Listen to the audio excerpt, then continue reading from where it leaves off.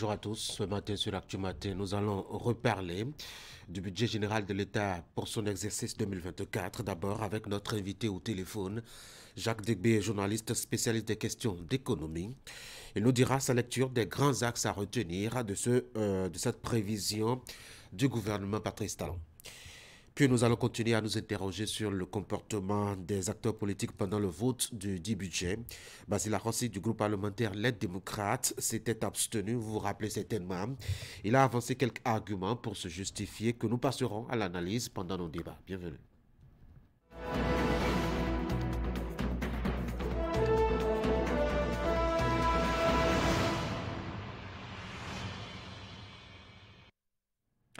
Nous voici pour le premier rendez-vous sur l'Actu Matin, c'est la une des journaux. On va commencer par Fraternité, qui nous propose quelque chose de politique en manchette. Libération du professeur Joël Aïva, rendre à la colombe ses ailes.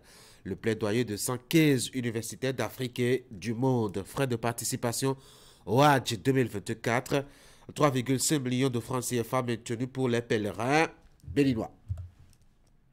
Le Béninois a libéré tribune de l'intelligentsia mondiale, 115 universitaires de par le monde prie le président Patrice Talon de libérer le professeur Joël Aïva. Détail, université et pays d'origine de ces éminences grises. Curieux qu'il n'y ait pas eu d'universitaire béninois. Matin libre, incarcéré depuis 2 ans au Bénin. Des universitaires demandent la libération de Joël Aïva. L'événement précis représailles politique suite au vote en défaveur du budget de l'État. La mouvance veut se venger vers un rejet de la loi d'amnistie de l'opposition.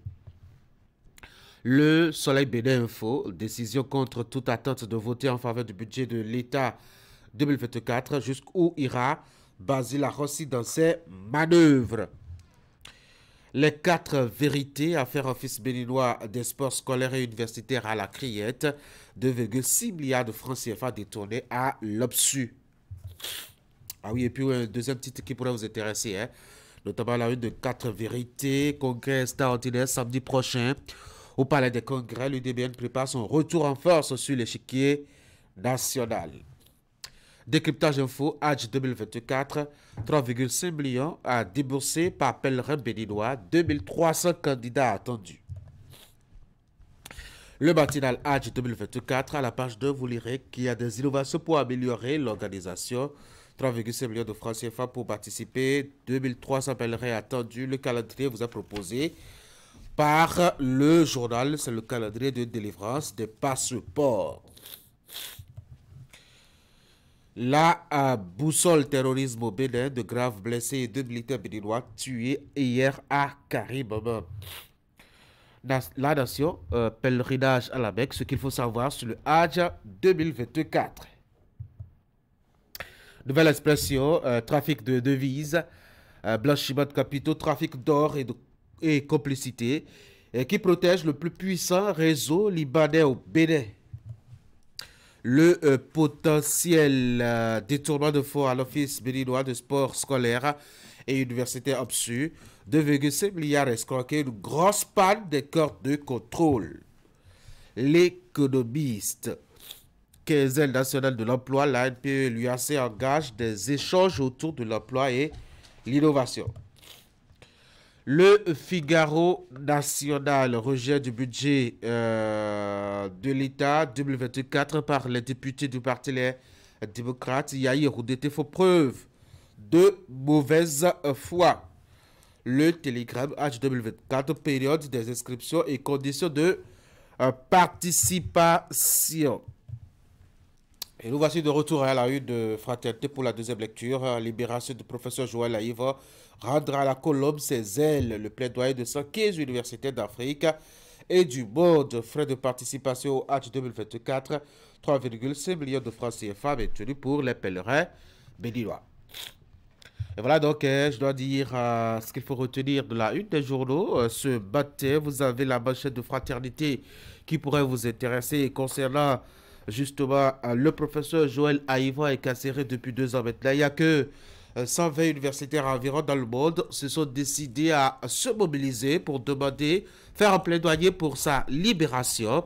Fraternité vous propose à lire le plaidoyer dans son intégralité aux pages 2 et 3 de sa production de ce matin. Vous avez quelques arguments avancés pour faire ce plaidoyer, justement. Il n'y a que certains défenseurs du modèle de démocratie du Bénin.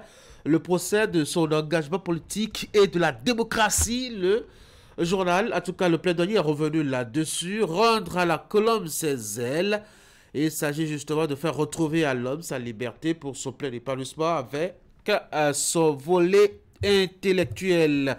Nous avons aussi cette autre actualité qui pourrait vous intéresser, le Hajj 2024. Si vous êtes intéressé, commencez à économiser.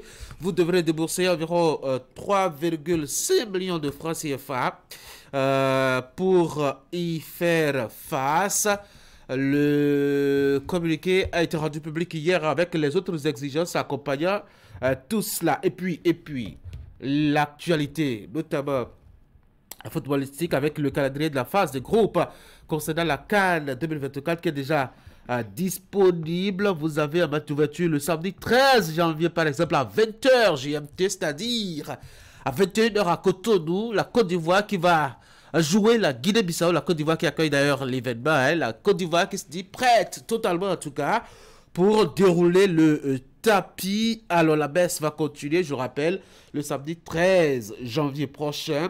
J'espère que vous avez déjà vos différents billets, notamment d'avion et surtout d'accès aux différents stades. En tout cas, on en parle avec Ali Moumouni tout à l'heure quand on sera à l'actualité des sports sur l'Actu Matin. Ça s'appelle Sport Matin. En attendant, voici le bulletin de l'information avec Teddy. Teddy, bonjour.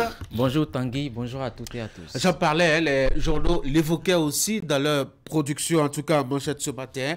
Il y a que les préparatifs du Hajj 2024 sont en cours. Le ministre des Affaires étrangères a donné hier, mardi, le top des activités devant aboutir à une parfaite organisation. Pour cette édition, il faut retenir que le Bénin dispose d'un quota de 2300 pèlerins, contrairement à celui de 2023 qui était à un peu moins de 3000. Ouliat Sanoussi était de la cérémonie de lancement et nous dira de quoi est-ce que tout cela retourne et les autres détails. On va passer maintenant à l'autre information aussi à découvrir hein, dans le bulletin l'information un peu pub de son côté. Sounou Assurance Bénin lance l'assurance 100% digitale. Maïsounou, ainsi se dénomme cette application qui vient révolutionner le secteur des assurances. Nous souffle donc Ingrid dès le lancement officiel de cet outil numérique a eu lieu en début de semaine à Cotonou. On y revient. Voici le bulletin.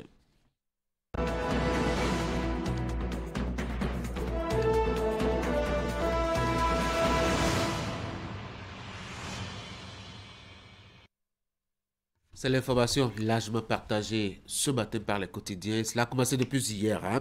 Olusegun Bakari, ministre des Affaires étrangères, et deux autres de ses collègues ont procédé hier au lancement officiel des préparatifs du Hajj édition 2024. Teddy, je ne sais pas si vous êtes candidat. En tout cas, les hostilités sont lancées. Bien évidemment, Tanguy, il s'agit bien là des ministres de la Santé, de son collègue de l'Intérieur et de la Sécurité publique. Retenons, Tanguy, que le coût de participation pour cette édition 2024 n'a pas varié. Il s'élève à 3,5 millions de francs CFA comme l'année écoulée. Le quota retenu pour le Bénin est de 2,300 pèlerins, contrairement à celui de 2023 qui était à un peu moins de 300 000. La cérémonie de lancement s'est déroulée en présence des membres de l'Union islamique du Bénin et bien d'autres acteurs. Ouliat Sanoussi. Face aux membres de l'Union islamique du Bénin et des représentants des sociétés agréées, le ministre des Affaires étrangères, avec à ses côtés ses collègues de la santé et de la sécurité publique, lance officiellement le Hajj édition 2024. Les préparatifs de cette nouvelle saison du pèlerinage en Terre Sainte d'Arabie Saoudite sont ainsi lancés quelques mois à l'avance en vue d'une parfaite organisation de ce 5e pilier de l'islam. En ce qui concerne l'édition 2024, nous pouvons d'ores et déjà vous informer de ce qui suit. 49 sociétés détiennent l'agrément pour fournir les prestations d'assistance aux pèlerins. Le quota alloué au Bénin par l'Arabie Saoudite est de 4 600. Le quota réaliste que que le Bénin s'est fixé et qu'il a annoncé aux autorités saoudiennes est de 2300. La date de fin d'exécution de tous les contrats sur la plateforme saoudienne est fixée au 25 février 2024. La délivrance des visas par l'Arabie saoudite démarre le 1er mars 2024. Chaque société agréée a déjà été invitée à retirer la convention d'exploitation qu'elle devra signer et qui constitue un engagement au respect du cahier des charges. La mission itinérante de délivrance des passeports aux candidats se déroulera du 14 décembre au 13 janvier 2024. Les frais de participation au Hadj 2024 n'ont pas changé. Tout comme en 2023, le gouvernement a décidé de maintenir le prix à 3 500 000 francs CFA aux pèlerins béninois qui veulent y prendre part. Et toutes les dispositions sont en train d'être prises pour leur faciliter le voyage et l'hébergement en Arabie saoudite. Les insuffisances que nous avons eu à constater l'année dernière et les années précédentes, nous allons essayer ensemble, avec vous, avec nos compatriotes aussi pèlerins, de les corriger cette année pour que la réalisation de ce pilier essentiel de leur foi puisse être un succès pour eux, mais aussi un succès pour notre pays, parce que c'est l'image du Bénin que nous projetons là-bas. Ainsi, 2300 personnes sont autorisées à s'inscrire pour le Hadj 2024 au Bénin. Un chiffre en baisse par rapport à l'année écoulée qui permettra, selon le ministre des Affaires étrangères, de bien contrôler ce nombre et d'assurer sa sécurité. Notre ambition, c'est de faire en sorte que très tôt, bien en amont, nous puissions atteindre ce quota. Et si nous avons atteint ce quota, ce sera avec plaisir que nous, autorités responsables ministérielles, nous ferons tout pour rouvrir le quota et avoir des places supplémentaires avec les autorités saoudiennes. La date limite d'inscription sur la plateforme saoudienne est fixée au 25 février. Nous avons ensemble, après plusieurs concertations ici, décidé que la date limite d'inscription chez nous serait le 15 février. C'est donc parti pour la saison 2024 du pèlerinage à la Mecque.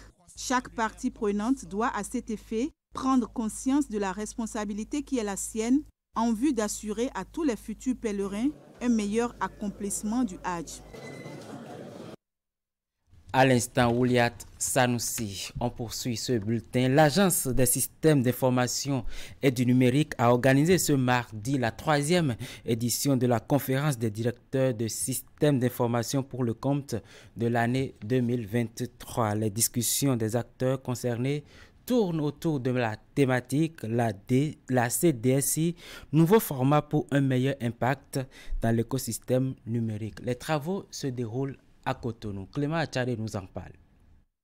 Pour une 3e fois dans l'année 2023, les informaticiens de l'administration publique du Bénin se retrouvent à Cotonou pour évaluer le chemin parcouru et les nouveaux défis de leur secteur. C'est à travers la conférence des directeurs des systèmes d'information, une initiative de l'Agence des systèmes d'information et du numérique ASIN qui s'inscrit dans le cadre de la poursuite des actions de redynamisation du cadre institutionnel des différentes activités menées. La présente conférence des DSI nous donne l'opportunité de capitaliser sur nos réussites collectives et de nous aligner sur une feuille de route concertée pour mieux impacter tous les secteurs d'activité de l'économie béninoise.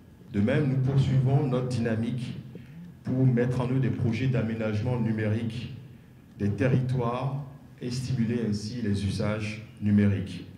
Notre contribution au développement de l'écosystème technologique au niveau national est encourageante. Mais nous avons encore des efforts à faire, bien évidemment, pour stimuler cette innovation et la collaboration entre les différents acteurs.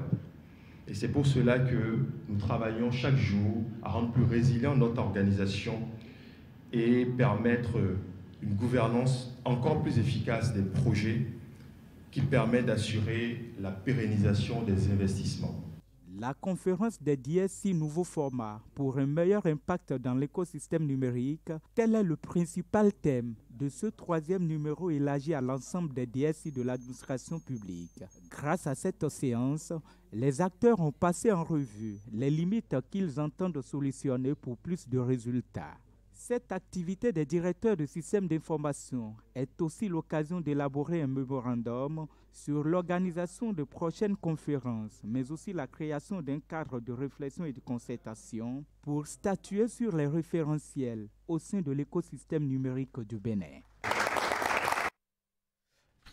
Clément Achade, en image maintenant, sortie de la première promotion des étudiants en master à l'université de formation en soins infirmiers de l'université de Parakou au nombre de 29. Ils sont désormais des experts en santé sexuelle et reproductive et en instrumentation et aide chirurgicale. Entourés de leurs parents, amis et autorités à divers niveaux, ces diplômés ont reçu leur parchemin à travers une cérémonie fort simple. Ils sont prêts à travailler partout où besoin sera, à laisser entendre la porte-parole de la promotion, Oru Wanso Goura. On va finir ce bulletin avec cette note publicitaire. Dans la quête de faciliter la vie à ses partenaires, Sounou Assurance Bénin lance l'assurance 100% digitale dénommée MySounou. Une application qui vient évidemment révolutionner le secteur des assurances au Bénin. Lancée le 11 décembre à Cotonou, elle permet de souscrire à 2 services, à savoir Click Auto et Futuris. Ingrid Der et Eder Nkpavi étaient sur les lieux.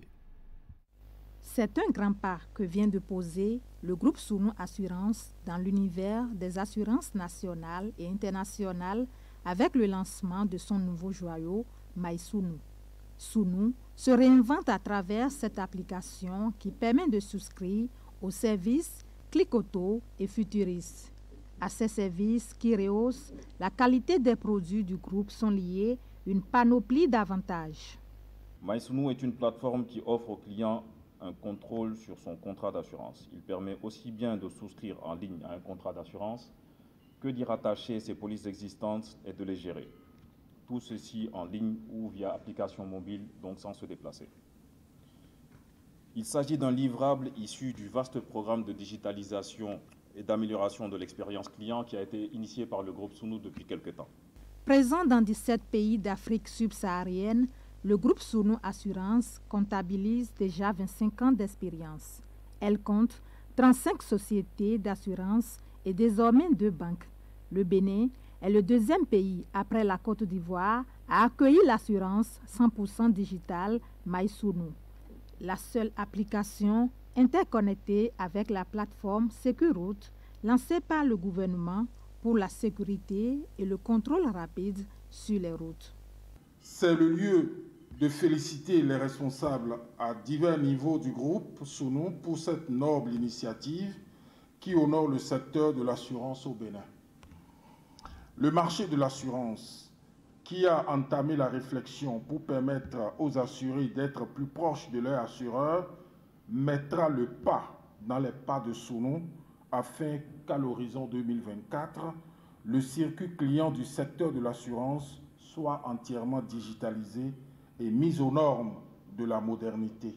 L'autre innovation qui s'ajoute au panier des offres que Sounou Assurance Bénin offre à ses partenaires, c'est le service client Bénin 7405. Grâce à ce service, Sounou est plus que jamais proche et à l'écoute de ses partenaires. Aujourd'hui, c'est non seulement le lancement de MySounou, mais c'est le lancement d'un numéro qu'il faut garder désormais, qu'on appelle 7405, qui vous permet à tout moment d'avoir quelqu'un au bout de ligne qui vous prend en charge de bout en bout et qui vous garantit que le problème, la proposition, le service que vous souhaitez vous soit offert dans un délai rapide. MySounou est disponible sur Google Play et Apple Store. Avec MySounou, gérez désormais vos opérations sans vous déplacer et en toute sécurité. Et voilà, merci à vous Ingrid Der pour toutes ces précisions. Et ce sera tout pour ce matin. Je vous donne rendez-vous à 13h pour la grande édition de la mi-journée avec Eric Guédénon. Bonne journée. Merci beaucoup à vous, hein, Teddy. Bonne journée. Eric Guédénon qui sera de la partie de nos discussions tout à l'heure. Ce sera autour donc de la thématique liée justement à cette actualité-là. Vous le savez, les députés ont voté pour le budget général de l'État pour son exercice 2024 le vendredi dernier. Quelques comportements assez curieux ont été tenus par les acteurs là-bas au Parlement. On en parle encore ce matin. Allez, Teddy, bonne journée. Merci. Mesdames et messieurs, voici maintenant l'actualité des sports.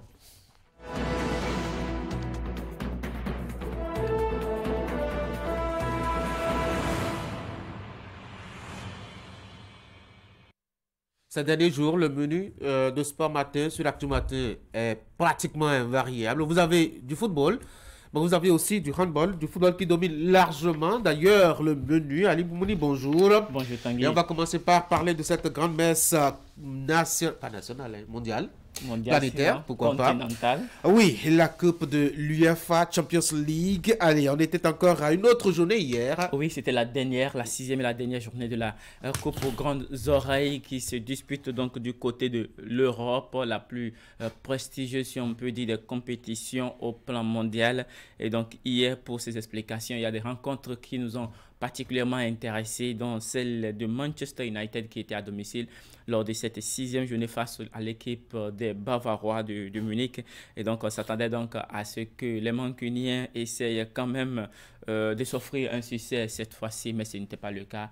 Il y a eu cette défaite également pour une nouvelle fois à domicile face au club bavarois. Le Manchester United s'incline donc sur le score d'1-0, but inscrit par Kingsley Coman, le Fonds international français, et donc qui a d'ailleurs terminé homme de match lors de cette explication, ce qui permet au Bayern Munich de se conforter dans sa position de leader. Mais les Mancuniens, quant à eux, sortent complètement de toute compétition de l'Europe. Pas de chance donc pour les Diables rouges, qui n'auront pas la chance de se qualifier pour l'Europa League. L'autre explication qui nous a intéressé, c'est bien sûr la rencontre entre Union Berlin et le Real de Madrid, une rencontre très très intéressante qui s'est jouée jusqu'à la fin de l'explication, qui s'est soldée finalement sur le score de 3-2 grâce à celui que vous voyez sur l'image, Dani Ceballos.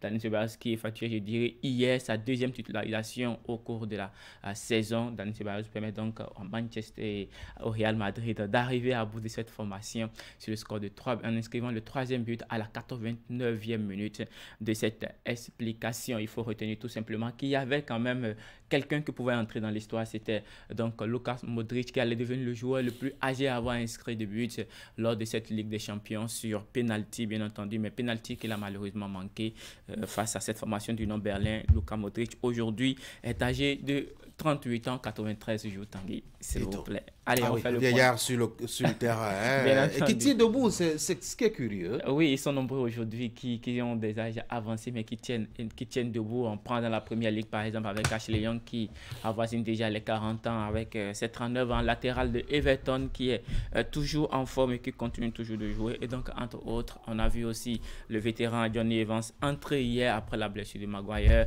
C'était donc face au Bayern Munich, cette explication de Manchester United. Allez, on va faire le point de ces différentes explications hier soir, de cette comptant pour cette sixième journée pour le compte du groupe A. On a donc pour les résultats qui se présentent sur vos écrans, il y a eu donc cette victoire de l'équipe de Copenhague face à Galatasaray, 1-0. Et puis du côté de Manchester United, c'est bien sûr à Old Trafford en Angleterre, il y a eu la défaite des Diables Rouges qui s'incline donc face au Bayern Munich. Le Bayern Munich qui est donc leader avec 16 points, suivi donc de Copenhague qui passe le premier tour avec 8 points. Galatasaray sera donc reversé en Europa League. Manchester United sort définitivement de la compétition. Au niveau du groupe B, Racing Club de Lens a réussi hier à s'imposer au FC Séville, alors que l'équipe de Séville était venue pour s'offrir une victoire afin de se permettre de poursuivre la course en Europe. Malheureusement, les Sévillans ont cassé un but à la dernière minute face à cette formation je dirais, de Lens très sereine qui a su, je dirais, profiter des temps forts qu'elle a obtenus. 2-1 pour l'équipe du Racing Club de Lens, donc qui sera reversée en Europa League. L'autre explication, c'était entre le PSV Eindhoven et Arsenal, 1 but partout entre les deux formations. Arsenal est leader avec 13 points plus un goal average de 12 buts. Il y a PSV Eindhoven qui termine donc avec 9 points. 8 points pour l'équipe de Lens. Et puis Séville, dernier de la compétition, de ce groupe qui sort de la compétition. On passe au niveau du groupe C. Naples était donc à domicile face à Braga. Naples qui est rejoint entre-temps par son ballon d'or africain Victor Osimhen. Naples s'impose à l'arrivée sur le score de 2-0 face à cette formation de Braga. Naples qui quand même était déjà qualifié pour la suite de la compétition, mais qui avait quand même besoin de sécuriser sa qualification. Braga termine 3e alors que Union Berlin va sortir de la compétition. Le Real Madrid, Tanguy, oui. Il faut voir le Real qui fait donc carton plein pour ces phases de groupe en gagnant donc tous les 6 matchs disputés au cours de ces phases de groupe. Le Real totalise donc 18 points plus 9 au goal différentiel. On finit avec le groupe D. Inter et la Real Sociedad se sont séparés 2-2 scores à l'arrivée, 0 but partout. Pendant ce temps, Benfica s'est imposé à l'équipe de Salzbourg sur le score de 3-1. Benfica qui, à l'entame de cette explication, totalisait simplement 1 point. Benfica se retrouve qualifié alors pour l'Europa League. Pendant ce temps, la Real Sociedad et Inter feront la suite du chemin du côté de la Ligue européenne des champions. C'est bien sûr du côté pour les 8e de finale. Salzbourg est l'équipe donc qui va sortir au niveau de ce groupe D. La suite, ce sera aujourd'hui avec les autres rencontres de la 6e et dernière journée de ces phases de groupe de la Ligue européenne des champions. RB Leipzig joue à 18h45 Young Boys. Pendant ce temps, Étoile Rouge de Belgrade sera l'adversaire à jouer de Manchester City. Tanguy, il faut le rappeler, Manchester City était en difficulté depuis quelques temps, mais l'équipe des Citizens a réussi quand même à renverser la situation. C'était le week-end dernier face à Luton Town. Score 2-1 pour Manchester City, qui certainement sera, je dirais, galvanisé psychologiquement pour affronter l'Étoile Rouge ce soir. Antwerp sera l'adversaire à 21h du FC Barcelone. FC Porto sera à domicile pour affronter Shakhtar Donetsk. Il y aura la rencontre Celtic Glasgow. Feyenoord, c'est toujours pour le compte de cette 6e journée. Borussia Dortmund jouera contre le Paris Saint-Germain. Rencontre très très intéressante à suivre. Très attendu, hein, parce que on se rappelle ce qui s'est passé à l'aller. On verra bien ce que ça va donner. Oui, avec le 6-1 des Parisiens, on va voir ce que ça va donner. Bien sûr, le Paris Saint-Germain et Dortmund qui sont quand même en tête au classement général dans ce groupe.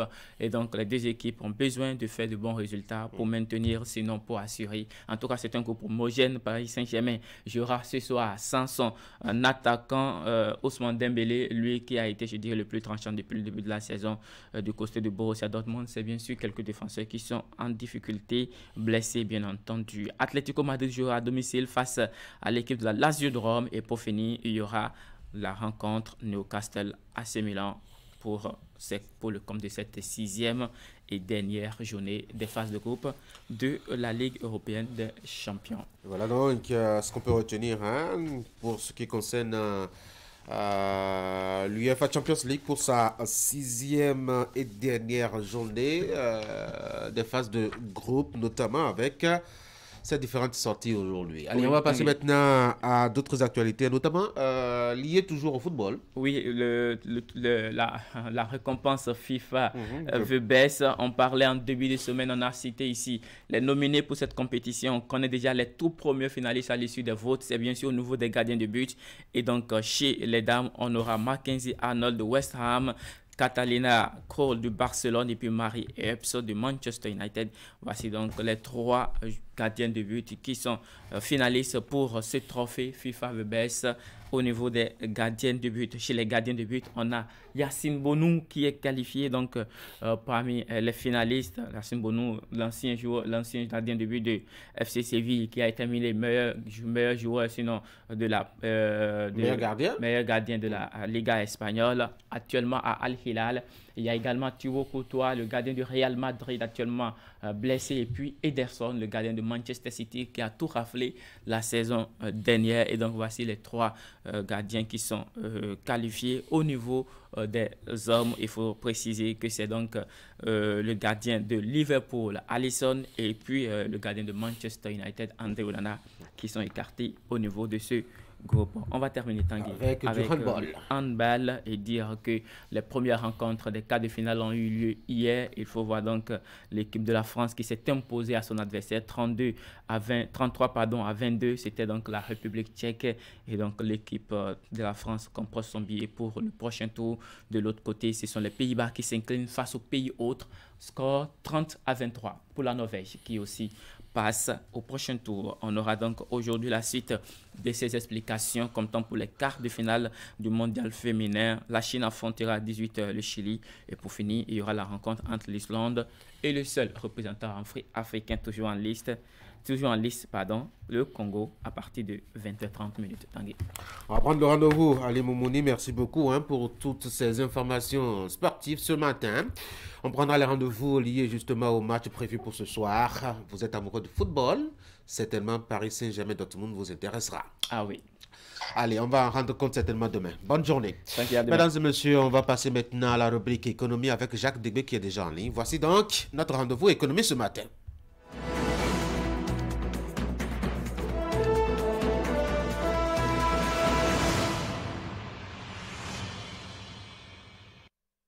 Jacques Degbé, bonjour. Bonjour Tanguy, bonjour à tous. Allez, ce matin, on va parler un peu de ce qui fait l'actualité côté Parlement depuis vendredi dernier. C'est le vote du budget général de l'État pour son exercice 2024. Il y a eu près de 3200 milliards de francs CFA de voter pour donc ce budget, l'exercice 2024, voté à la majorité par les députés. Donc, c'était vendredi dernier. D'abord, quelles sont les grandes projections qu'il faut retenir de ce budget, Jacques? Oui, Tanguy, 3 199 274 000 francs CFA, près de 3 200 milliards, donc c'est le budget de l'État béninois pour l'exercice 2024, un budget équilibré bien sûr en dépenses et en recettes, et qui est en hausse de 5,5% par rapport au budget 2023. Il projette un taux de croissance économique du PIB de 6,5% en 2024 contre 6,1% attendu à fin décembre 2023. Un déficit budgétaire qui s'établirait à 3,7% du produit intérieur brut, un taux d'inflation maîtrisé, c'est-à-dire que le niveau général des prix des biens et services sera globalement satisfaisant en 2024. Le budget 2023 se veut aussi très social. La preuve, 41,9% des 3 200 milliards seront consacrés aux actions à sensibilité sociale. C'est plutôt une très bonne nouvelle pour la population qui manque de porter des griefs, vous le savez bien, contre le pouvoir de la rupture par rapport aux mesures sociales dans le pays.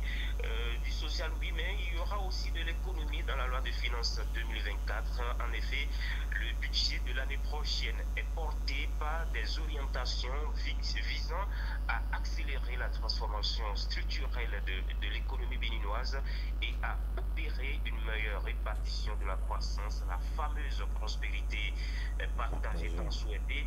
Le budget 2024, ce sont aussi des efforts de résilience de l'économie face aux chocs exogènes et aux effets néfastes des changements climatiques. Et sur les 3 200 milliards de francs CFA, les ressources propres sont à plus de 2 000 milliards, soit une augmentation de 236 milliards comparé à 2023. Seulement moins de 1200 milliards seront cherchés sur le marché financier. Bref, voilà ce qu'il faut retenir de façon globale des grandes orientations, des grandes projections pour le budget exercice 2024 de l'État béninois. Jacques, vous avez évoqué beaucoup de chiffres, à donner même le tournis carrément. Vous avez parlé de beaucoup de jargon, vous avez évoqué beaucoup de termes techniques. Ce qui intéresse les populations, c'est ce que ça change justement dans leur quotidien. Oui, et le concret, comme on l'aime souvent. Encore une fois, plusieurs projets sont prévus en 2024 pour poursuivre la dynamique de développement de notre pays et pour le bien des populations en général. Et on ne pourra pas citer, bien sûr, un seul numéro de Actu Matin ne va pas suffire. Mais les principaux projets, on va vous les lister. Il y a les travaux de bitumage des routes dans les communes du Dekapé, Kondé, Pérou, Péonko, ainsi que la route du Péonko, Pérou, Balikouara. Ça, c'est une très bonne nouvelle pour les populations de cette zone-là. Le financement pour ces infrastructures routières est bien inclus dans le budget 2024 et les populations des DKP peuvent commencer déjà à jubiler puisque ça va être une première depuis les années 60, depuis l'indépendance du Bénin, qu'un gouvernement pense enfin à bitumer une route dans cette région du pays. Évidemment, il n'y a pas que les DKP et bien d'autres régions du pays bénéficieront de ces infrastructures routières. On parle également de l'élargissement du renforcement du système d'alimentation scolaire, plus connu sous le nom de cantine scolaire, pour permettre aux apprenants des écoles maternelles, primaires et publiques de poursuivre le cycle scolaire. Le revêtement de 3000 aspirants au métier d'enseignant à l'agent contractuel du droit public de l'État. Ça, c'est aussi une bonne nouvelle pour cette catégorie d'enseignants qui, vous le savez bien sûr, souffrent souvent de martyrs sur le terrain. C'est insuffisant par rapport au grand nombre, mais c'est déjà un effort que le gouvernement fournit. La poursuite des recrutements dans l'armée, la police et bien d'autres corps, les réformes dans le secteur économique et industriel, la poursuite des projets d'eau et d'électricité, beaucoup d'actions qui sont prévues également en 2024. On pourra peut-être regretter le budget du ministère de l'Agriculture qui ne représente que 5% du budget général, soit 115 milliards de francs CFA. Mais on sait l'importance, quand on sait l'importance du secteur agricole dans notre pays, c'est un peu insuffisant, mais les nombreux projets actuellement en cours dans le pays, dans le secteur de l'agriculture, peuvent permettre quand même de combler le gap. Alors, beaucoup de projets qui doivent intéresser forcément la population, mais on trouve l'argent là où? Ça, c'est la grosse interrogation. Quand on parle de 3200 milliards, dans l'imaginaire du Béninois lambda, c'est comme si l'argent était déjà déposé là et qu'il faut commencer à dépenser. Non, ça ne marche pas comme ça. Les 3200 milliards, ce sont des projections. Cela voudra dire qu'il faut aller chercher ces ressources-là sur le terrain, et cela passe par les efforts de tout un chacun, de tous les Béninois, où qu'ils se trouvent dans le pays. Ce sont les efforts que nous fournissons au quotidien dans notre activité, qu'on soit enseignant, artisan, agriculteur, fonctionnaire de l'État. C'est notre assiduité au travail qui va permettre au gouvernement de mobiliser ces 3200 milliards. Je le disais tantôt, le pays, les ressources propres du pays sont évaluées à plus de 2000 milliards. Et on ira chercher le reste, les 1200 milliards, auprès des partenaires techniques et financiers. Cela voudra dire que chacun à son niveau doit mettre la main à la poche à travers le paiement des impôts, des taxes. Et cela voudra dire qu'il faut travailler au quotidien pour que nous puissions mobiliser ces ressources financières. Là, il ne faut pas rester les bras croisés et dire que le gouvernement a déjà mobilisé 3200 milliards et voilà, ils vont réaliser tous les projets. Nous ne serons là que pour bénéficier. Non, ce sont nos ressources, ce sont nos efforts. Chacun qui se trouve qui vont permettre de mobiliser ces ressources. Déjà qu'on connaît l'habitude du gouvernement, en tout cas du gouvernement talon, à se mettre régulièrement sur le marché financier international pour des prêts. Certains pensent que c'est déjà excessif. C'est sûr que pour ce budget, on aura encore à retourner sur le marché financier international. Est-ce qu'il n'y a pas de gros risques là? Oui, des risques de surendettement, certainement. Absolument, oui. Oui, et beaucoup de voix s'élèvent déjà dans le pays pour dénoncer cela. Pas plus tard qu'il y a quelques semaines seulement, la question a été débattue à l'Assemblée nationale. Tout à fait. L'opposition a adressé une question orale avec débat aux membres du gouvernement. Le gouvernement est bien sûr venu s'expliquer et rassurer que jusqu'ici, le Bénin respecte les critères de convergence, notamment au niveau de l'UEMOA, où l'encours de la dette est de 70% au plus par rapport au produit intérieur brut, c'est-à-dire par rapport à vos ressources propres, vous devez vous endetter sur le marché international à au plus 70%. Donc pour l'instant, le Bénin respecte ce critère-là au niveau de l'Union économique et monétaire ouest-africaine à laquelle il appartient, le gouvernement a rassuré que les prêts qui sont effectués sont utilisés judicieusement pour financer des projets de développement pour le bien des Béninois. Et même certains députés, notamment de la mouvance, ont trouvé que le Bénin ne s'en est pas assez. Je vais donner par exemple le nom d'Augustin Arouavoebla, député de l'Union progressiste Le Renouveau, qui a cité en exemple des pays comme les États-Unis et qui sont les plus endettés au monde et pourtant la première puissance économique mondiale. Et donc, encourager le gouvernement à continuer à s'endetter pour financer les projets de développement. Mais attention, quand on parle de dettes, il y a des intérêts à payer. Il faut tenir compte de tout ça. Les générations futures qui vont devoir rembourser les dettes engagées par l'État, ça se paye sur des dizaines, vingtaines, trentaines d'années. Et donc, ce sont nos enfants, nos petits-fils qui vont payer ces dettes-là. Quand on sait cela, il va falloir avoir un peu de retenue et tenir compte de ces critères-là pour pouvoir aller sur le marché financier international. Jacques Debé, on a fait 10 minutes. Merci beaucoup d'avoir été en ligne. Bonne journée à Parakou. Très bonne journée. Mesdames et messieurs, retour à Cotonou. On va recevoir maintenant notre invité en studio.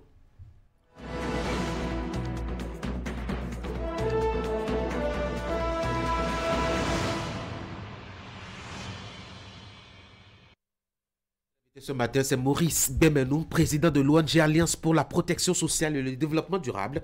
Monsieur Bemenou, bonjour. Bonjour, monsieur le Grand acteur de la société civile. On vous connaît sur beaucoup de plateaux. Quand je parle de plateaux, je veux parler d'organisation de la société civile notamment. Alors, vous êtes sur Actu Matin ce matin pour qu'on s'intéresse un peu à comment tenir les moments de chômage quand on est jeune. D'abord, c'est quoi un chômage pour commencer? Merci, monsieur le journaliste, pour cette opportunité que vous nous offrez pour aborder ces questions d'intérêt aujourd'hui. Et le chômage, on peut prendre sur deux volets. D'abord, selon le Bureau international du travail, lorsqu'on parle du chômage, c'est tout individu qui est en position de travail, mais entre-temps a perdu son boulot et est sans emploi. Et donc là, on peut parler du chômage. Mais de façon classique, le chômage se définit selon les dictionnaires, selon le commun des mortels, comme une situation des individus qui sont en âge de travailler, mais qui sont sans emploi, mais quand même sont à la recherche active donc, de l'emploi. Ça, c'est très important. Donc, vous pouvez ne pas être en position donc, du travail et être quand même paresseux et ne pas être dans une dynamique de recherche. Et là, on ne peut pas vous classer donc, dans ce palier-là. Donc, le chômage, c'est la situation de tout individu qui est en âge de travail sans emploi, mais qui est à la recherche donc, active donc, de l'emploi. Il faut d'abord être à la recherche de l'emploi pour être un chômeur. Alors, pourquoi ça fait peur à tout le monde? Oui, ça doit faire peur à tout le monde parce que les conséquences sont dangereuses sur la vie d'abord de l'individu et sur la vie de la société. Pourquoi? Parce que d'abord psychologiquement, ça atteint le mental, sur le plan sanitaire, sur le plan physique même de l'individu. Lorsque vous êtes un chômeur de très longue durée, vous voyez que vous avez fini l'université 1 an, 2 ans, 5 ans, 10 ans, 15 ans, vous êtes toujours en quête donc, de l'emploi. Psychologiquement, ça peut vous affecter. Vous rentrez donc dans l'alcoolisme, etc. Donc, sur le plan social, ça peut entraîner donc un mouvement de soulèvement populaire. Et sur dossier, on en a connu. Donc, en réalité, ça doit faire peur. Et c'est pourquoi dans les constitutions en général de notre pays africain, c'est inscrit dans les constitutions que les gouvernants sont dans l'obligation de tout faire pour que les jeunes dans les pays puissent avoir donc, de l'emploi. Donc, c'est cela. Alors, un jeune qui n'a jamais encore eu de travail et celui qui en a eu mais qui l'a perdu, c'est quand même la même situation. Vous nous dites, qu'est-ce qui peut faire que, je dois dire, on perde son boulot ou qu'on ne l'ait pas tout de suite? Oui, bon, il y a plusieurs facteurs. Et cela tient par exemple de l'environnement économique, de l'environnement des affaires. Parce qu'on ne crée pas l'emploi en l'air, on crée l'emploi à partir donc, des activités économiques. Donc, lorsque les activités sont prospères dans un environnement, dans un pays, et vous allez constater qu'il y a les industries qui s'installent. Il y a les activités donc, de haute intensité de main-d'œuvre, comme tout ce que notre frère, votre collègue Jacques a signifié tout à l'heure dans le budget général de l'État, ici 2024, les routes qui seront créées, etc., les industries, les zones industrielles, tout cela participe. Donc, lorsque l'environnement des affaires est favorable, donc, à booster l'économie, cela crée les activités économiques et cela peut amener donc à créer de l'emploi. Mais lorsque ces conditions ne sont pas réunies, vous souffrez avec moi que ça ça va réduire donc la consommation donc, de la main-d'œuvre et de surcroît donc le chômage sera donc grandissant dans le pays. Il y a des réformes également qui peuvent amener et dans un pays à créer donc accentuer le chômage. Lorsque les lignes philosophiques d'un gouvernement n'est pas donc de sauvegarder des gens ou bien de mettre, de toiletter de façon structurelle les structures qui ne sont pas efficaces ou bien qui n'ont pas de valeur ajoutée au pays. Depuis 2016, on a vu au niveau donc du gouvernement les réformes que nous avons dans ce secteur. Et cela a créé aussi beaucoup donc de nos amis qui étaient donc en position donc d'emploi, qui du jour au lendemain se sont retrouvés donc sans emploi. Donc tous ces éléments, tous ces facteurs peuvent aussi induire donc à la création donc du chômage dans le pays. Alors comment vivre cette période quand c'est surtout quand ça commence par s'allonger? Là, vraiment, il faut avoir la tête sur les épaules. Il faut avoir un environnement d'accompagnement. Il faut avoir l'esprit de créativité et l'esprit d'initiative. Il faut avoir le sens du volontariat. Il faut avoir le sens donc du militantisme. Donc, c'est tous ces éléments-là, normalement, qui devaient nous conditionner à vivre, disons, ces moments-là. Et lorsque vous suivez un peu la population carcérale au Bénin, vous allez voir que à plus de 90%, ce sont les jeunes. Et donc, lorsque vous êtes dans une situation de chômage et vous n'avez pas les rudiments, les outils nécessaires pour supporter, et que les amis viennent vous proposer des activités illicites, et vous essayez une fois, vous pensez que c'est juteux, vous rentrez dedans, une fois, deux fois, on peut vous coffrer.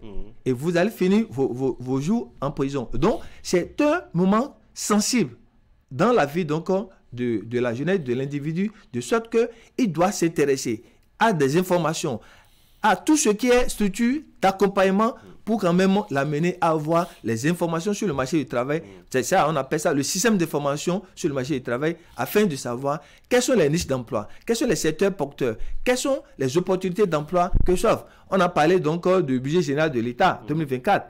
Il y a plusieurs niches d'emploi dans ce budget, mais lorsque vous restez passif, lorsque vous n'allez pas chercher l'information, lorsque vous n'êtes pas proactif, lorsque vous n'anticipez pas sur un certain nombre de choses, ces opportunités vont passer, vous serez là à pleurnicher pour dire le gouvernement n'a rien fait pour nous, ils n'ont rien fait, les dirigeants, etc. Vous serez là à critiquer, alors que peut-être que c'est vous-même, vous n'avez pas su gérer, disons, ce moment et aller aux bonnes informations pour avoir les bons résultats. Vous avez parlé d'accompagnement psychologique, c'est qui nous fait ça?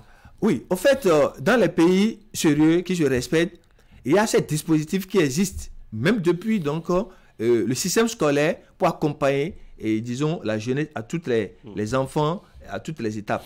Mais ici, vous savez, nous sommes des acteurs de la société civile, des organisations de la société civile, et nous n'avons pas également pour vocation, disons, de condamner les gouvernants. Mais nous sommes là pour suppléer au gouvernement là où les gouvernants ne sont pas présents. Et donc, c'est le rôle également de ces acteurs de la société civile que nous sommes au niveau de nos organisations, de mettre en place des mécanismes, des dispositifs d'accompagnement psychologique et social donc de ces jeunes à ces moments donnés. Et donc, c'est de créer des centres d'écoute et d'orientation à travers nos organisations et ce que nous faisons pour quand même les accompagner, leur donner les bonnes informations, les orienter sur donc l'éducation et financière, parce que aujourd'hui c'est de ça également qu'il s'agit. Il y a l'intelligence financière aujourd'hui et si vous n'avez pas les informations, comment gérer donc tout ce qui vous entoure sur le plan financier, vous n'avez pas, vous allez échouer parce que ne pas planifier, c'est planifier son échec. Tout à fait. Oui. Alors, vous dites aussi qu'il faut un accompagnement financier. Hein? On distribue l'argent comme ailleurs? Non, ça ne se distribue pas. Ailleurs, ça se fait. Lorsque vous êtes dans certains pays, les pays développés, il y a ce qu'on appelle les primes de chômage. Et pour accompagner, donc, et cela amène les gouvernants à se battre pour tout faire afin d'insérer les jeunes qui finissent dans les universités. Donc, c'est une contrainte. Le fait que l'État vote un budget et chaque fois, il doit accompagner. Et donc, le jeune qui n'est pas, qui sont au chômage, ça devient donc un poids financier donc, pour lui. Donc, il doit mettre en place tout le dispositif nécessaire pour insérer donc, les jeunes. Mais sous nos cieux, les pays en voie de développement, les pays les moins avancés ici, nous n'avons pas donc ce dispositif. Mais il y a quand même des instruments qui existent. Mais ces instruments, c'est qu'il faut les connaître. Aujourd'hui, vous avez l'Agence nationale donc, de l'emploi. J'ai suivi dans votre journal tout à l'heure qui est la 15e nationale de l'emploi. Donc, c'est des initiatives que l'État a mises en place, mais les structures étatiques ont mis en place pour donner de l'information, pour montrer donc le chemin à la jeunesse. Également, il y a des structures d'accompagnement en termes de projets. Vous avez aujourd'hui le Fonds national de développement agricole et qui a beaucoup d'opportunités pour les jeunes. Est-ce que les gens sont informés de ça? Donc, il faut qu'on améliore alors le système de formation sur les opportunités qui existent au niveau donc, du pays, au niveau de nos différents projets et programmes de développement. Il faut le dire, l'État a un grand rôle à jouer à ce niveau. Il faudrait aussi que les projections comme le budget général de l'État prennent en compte ces aspects de la chose, mais aussi d'autres prévisions comme, je dois dire, le projet sur lequel le gouvernement s'est proposé de réfléchir, le projet Vision 2060. En quoi est-ce que ça peut être pertinent vraiment pour la question du chômage? Monsieur le journaliste, c'est hyper pertinent. C'est-à-dire, il n'y a pas de vent favorable, comme le dit Sénèque, pour celui qui ne sait là où il va. C'est-à-dire, si vous n'avez pas de boussole, vous allez naviguer à vue. Et donc, vous êtes, disons, sujet donc, aux aléas du vent. C'est-à-dire que si le vent va à gauche, vous êtes obligé de suivre la direction du vent. Si c'est à droite, vous êtes obligé de... Mais lorsque vous avez une boussole de développement, lorsque vous avez une planification, vous avez des objectifs clairs, une vision, vous êtes focus sur cette vision, et vous mettez les stratégies en conséquence pour. C'est pourquoi nous saluons donc, en tant que prospectivistes, nous saluons cette démarche donc, du gouvernement qui est proactive. Parce qu'en réalité, la vision Bénin à l'AFIA, l'échéance, c'est encore en 2025. Mais l'État n'a pas attendu, le gouvernement n'a pas attendu qu'on arrive donc à 2025 avant de commencer par se projeter donc sur l'avenir. Donc, autant que nous sommes, nous devons être des prospectivistes. Même depuis nos enfants, nous-mêmes, tout le monde, nous devons être des planificateurs financiers sur tous les plans de développement. Donc, l'État, lorsqu'il a ces données, avec le recensement, on a une idée claire du nombre que nous sommes et en même temps faire des projections à partir donc de la croissance démographique pour savoir. Parce que c'est de là le plan se pose. Parce que notre croissance démographique est vraiment en déphasage avec la croissance économique. Et ce qui fait qu'il y a plus de bouches à nourrir et donc on crée plus de pauvres que donc on ne résout. Et donc l'État, dans cet exercice, doit pouvoir se projeter pour dire d'ici 2060, nous serons tel nombre de jeunes, nous serons tant nombre de Béninois et à partir de là, quelles sont les infrastructures que nous devons développer, mettre en place pour pouvoir consommer cela afin d'éviter un scénario Wahala ou bien catastrophe pour le pays. Donc c'est en cela que nous saluons cette initiative d'élaborer une nouvelle vision et à l'horizon 2060 pour le Bénin, et cela permettra donc d'avoir une boussole, d'avoir des documents de planification, parce que c'est ça qui a manqué aussi à la vision Bénin à l'AFIA 2025. Il n'y avait pas eu tous les instruments qui devaient donc permettre la mise en route facile dans le cadre institutionnel, dans le cadre donc de la planification et du développement. Il manquait donc ces éléments, et aujourd'hui, je pense que le gouvernement actuel est en train donc de solutionner, parce que nous avons un plan national de développement aujourd'hui. Et dès que la vision va sortir, il doit y avoir des documents d'accompagnement. Et c'est un exercice populaire où tous les Béninois, parce que personne ne sera laissé de côté. Ça, c'est un principe des objectifs. En tout cas, on l'espère. Hein. Allez, une dernière curiosité, le temps de vous laisser partir. En association avec d'autres organisations, vous envisagez organiser un gala des consultants. De quoi s'agit-il? Ok, merci monsieur, vous êtes informé. Effectivement, aujourd'hui, vous allez constater que le cabinet ACF, à travers M.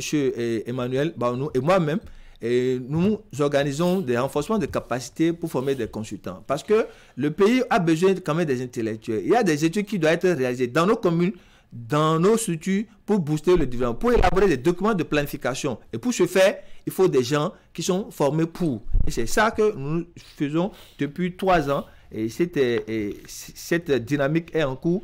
Maintenant, il faut fédérer tout ça. Parce que nous sommes à la veille de 2024. Donc, il faut projeter, et il faut planifier 2024 et voir, au regard de tout ce qu'on a dit dans le budget général de l'État 2024, là, quelles sont les opportunités pour les consultants? Quelles sont ces opportunités à saisir dans les ministères, dans les structures décentralisées et déconcentrées? Donc, ce sera autour d'un gala et que nous, à travers des communications, et on va dépouiller donc ce budget et voir tout ce qui est opportunité pour nous afin donc de planifier donc et de booster nos activités pour 2024. Donc c'est en cela que nous l'organisons le samedi 30 et prochain. On va se retrouver dans un hôtel quand même pour d'abord faire le bilan et de tout ce que nous avons fait en 2023 et planifié encore 2024. Donc, il n'y a que les consultants qui sont invités. Bon, les consultants, les cadres et assimilés, tous ceux-là sont assimilés. Vous êtes également invités déjà. Je ne sais pas si je suis consultant. En tout cas, je ferai un tour si vous m'invitez par là. Vous êtes déjà consultant. Merci beaucoup. Merci. Je serai de la partie. Maurice Bemeno, merci d'être passé sur Actu Matin. Je rappelle que vous êtes de l'ONG Alliance pour la protection sociale et le développement durable. Bonne journée à vous. Merci et pareil à vous. Mesdames et messieurs, on va souffler. Vous nous avez fait confiance, nous aussi. Vous nous avez adoptés, nous aussi. Merci d'avoir choisi Air Froid. Ainsi, nous avons amélioré pour vous la qualité de nos climatiseurs. Nous avons développé une marque 100% écologique, conçue spécialement pour notre climat tropical, avec une basse consommation d'énergie électrique. Vous êtes en zone de baisse de tension? Adoptez le climatiseur Air Froid Inverteur, spécialement conçu et amélioré pour supporter de fortes baisses de tension. Visitez notre showroom à Cotonou, à 100 mètres de l'église Saint-Jean. Air Froid, des climatiseurs à basse consommation d'énergie électrique.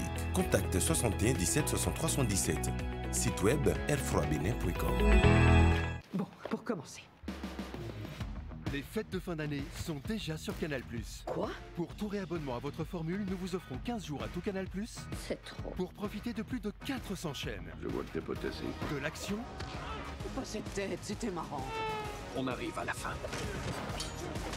Des rencontres magiques. Pour commencer, on pourrait s'embrasser, te faire un gros câlin. Bonsoir. Salut. C'est chaud. Et des personnages fascinants. Ne me dis pas que tu m'en veux toujours pour cette folle furieuse. C'est une question primordiale. Réabonnez-vous vite et découvrez toutes les surprises qui vous attendent avec Canal+.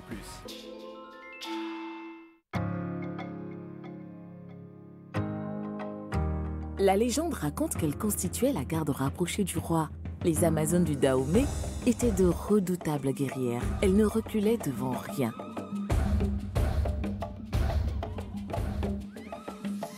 On les surnommait les Minons. Elle existe encore? Oui, mon bébé. Une Amazone vit en chacune de nous et recherche toujours le meilleur pour le bien-être de sa famille. Comme toi, maman, t'es ma guerrière. Vitalor est sans cholestérol. Elle s'adapte à toutes vos habitudes culinaires sans altérer le goût des aliments. Riche en vitamine E et économique. Vitalor, nous partageons avec vous bien plus qu'une histoire de goût.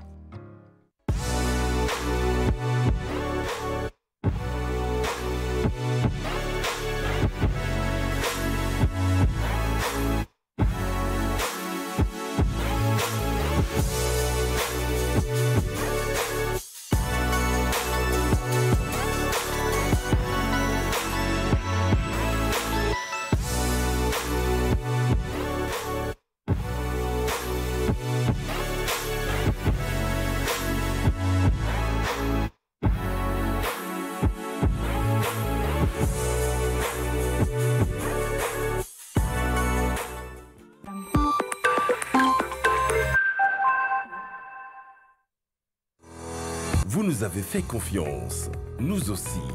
Vous nous avez adoptés, nous aussi. Merci d'avoir choisi Air Froid. Ainsi, nous avons amélioré pour vous la qualité de nos climatiseurs. Nous avons développé une marque 100% écologique, conçue spécialement pour notre climat tropical, avec une basse consommation d'énergie électrique. Vous êtes en zone de baisse de tension? Adoptez le climatiseur Air Froid Inverteur, spécialement conçu et amélioré pour supporter de fortes baisses de tension. Visitez notre showroom à Cotonou, à 100 mètres de l'église Saint-Jean. Air Froid, des climatiseurs à basse consommation d'énergie électrique. Contacte 61 17 63 77. Site web airfroidbenin.com. Bon, pour commencer. Les fêtes de fin d'année sont déjà sur Canal+. Quoi? Pour tout réabonnement à votre formule, nous vous offrons 15 jours à tout Canal+. C'est trop. Pour profiter de plus de 400 chaînes. Je vois que t'es potassé. De l'action. Pas cette tête, c'était marrant. On arrive à la fin. Des rencontres magiques. Pour commencer, on pourrait s'embrasser, te faire un gros câlin. Bonsoir. Salut. C'est chaud. Et des personnages fascinants. Ne me dis pas que tu m'en veux toujours pour cette folle furieuse. C'est une question primordiale. Réabonnez-vous vite et découvrez toutes les surprises qui vous attendent avec Canal+.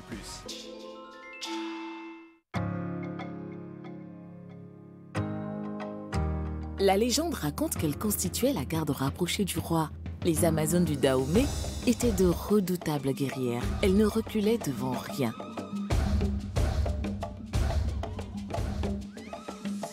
On les surnommait les Minons. Elle existe encore? Oui, mon bébé. Une Amazone vit en chacune de nous et recherche toujours le meilleur pour le bien-être de sa famille. Comme toi, maman, t'es ma guerrière.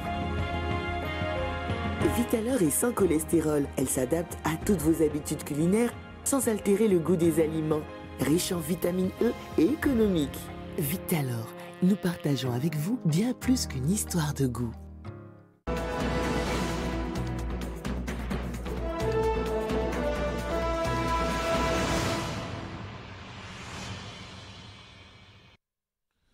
Voici de retour sur Actu Matin pour engager nos moments de discussion et nous allons évoquer, comme je l'ai promis dans mon introduction, parler du budget général de l'État dans son exercice 2024. Vous le savez, les députés se sont retrouvés vendredi dernier pour voter le dit budget avec quelques comportements assez surprenants et à l'occasion. Les députés du Parti Les Démocrates qui se sont abstenus, sauf un des leurs, Basil Arrossi notamment, pendant que les autres ont été relativement, sinon intégralement disciplinés. Je veux parler du BR et de l'UPR. Franck Aounou, bonjour. Bonjour Tanguy. Eric, bonjour. Bonjour Tanguy. Basil Arrossi qui s'est abstenu, indiscipline ou liberté? Je pense plus pour l'indiscipline, parce qu'il nous a été donné de constater qu'une consigne avait été donnée, une orientation avait été donnée. Je pense que c'est ce que les partis politiques appellent discipline de groupe, et qu'à l'arrivée, un membre de ce parti, Léon Basil Arrossi, a décidé de faire autrement. Je pense aussi que dans sa déclaration, il a fait savoir avoir échangé avec le président du parti et lui a fait savoir sa position. Je parle du postulat de ce que, après avoir participé aux différents travaux en commission et que le parti a fait des observations et que ces observations ont été prises en compte, la majorité des députés de l'opposition étaient plutôt partants, n'est-ce pas, pour voter. Et que donc à cet instant, peut-être que lui, il estime qu'il n'a pas de raison de ne pas le faire. Mais n'oublions pas que dans une formation politique, il y a le principe de la verticalité. Il y a un chef, il y a un leader, il y a une organisation, il y a une direction qui certainement a ses raisons, justement, de pouvoir orienter le choix, n'est-ce pas, des députés. Et je pense que c'est ce à quoi nous avions assisté. Et le député en question a agi autrement. Donc moi, je pense que c'est aussi simple que ça, c'est une discipline. Un membre n'a pas voulu suivre la ligne donnée par le parti. Non, moi je milite beaucoup plus pour une certaine indépendance. Parce que Léon Basil Arrossi, lorsque vous suivez ses propos qu'il a confiés après le vote, il dit en avoir discuté avec le président du parti. Il lui a dit qu'il donnait son avis positif par rapport à ce budget et qu'il en a discuté même avec ses collègues. Et ailleurs, j'ai pu lire également que Basil Léon Arrossi disait que jusqu'à la veille, il devait voter pour ce budget. Qu'est-ce qui a pu se passer en quelques minutes ou en quelques heures pour que lui, il puisse donner son accord pour l'exécution de ce budget, que les autres également n'aient pas pu le donner. Et dans la foulée, il y a eu qui ont donné procuration. Ils étaient déjà dans la salle, mais se sont retirés après. Est-ce que véritablement la consigne a été bien conçue? Est-ce que la consigne était partagée de tous? Ou est-ce que, on a choisi quelques morceaux, quelques têtes pour dire, écoutez, vous faites appliquer la discipline de groupe dont parle Eric. Je pense qu'il y a un petit problème. Et si déjà le député a eu l'occasion d'en discuter avec le président du parti pour lui dire que lui va voter pour ce budget, je crois qu'il a exprimé une certaine indépendance. Et en tant que député, c'est ce qu'on devrait espérer d'un député.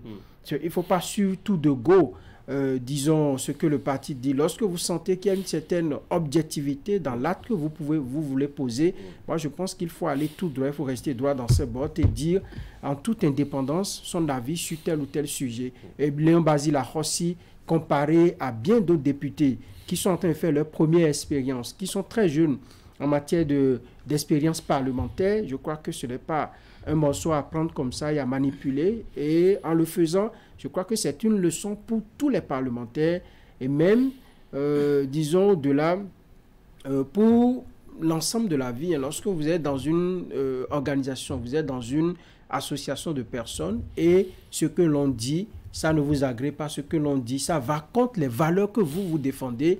Je crois qu'il faut aller et il faut prendre position et dire ce que l'on prend. C'est ça que Léon Basile Rossi, à mon avis, a dit. Et il y a quelque chose qui cloche parce qu'il a dit qu'il était sûr que ses collègues députés devraient voter pour. Qu'est-ce qui a pu bien se passer? Eh bien, c'est vrai, dans les chapelles politiques, on vous dira que le parti est au-dessus de la volonté des députés, des individus, mais un seul député pris comme ça, la loi lui donne la force de pouvoir exprimer son droit de vote comme il l'entend au Parlement. Je pense que c'est... Moi, j'ai apprécié en tout cas Et comment vous avez trouvé cet unanimisme des BR et UP? Non.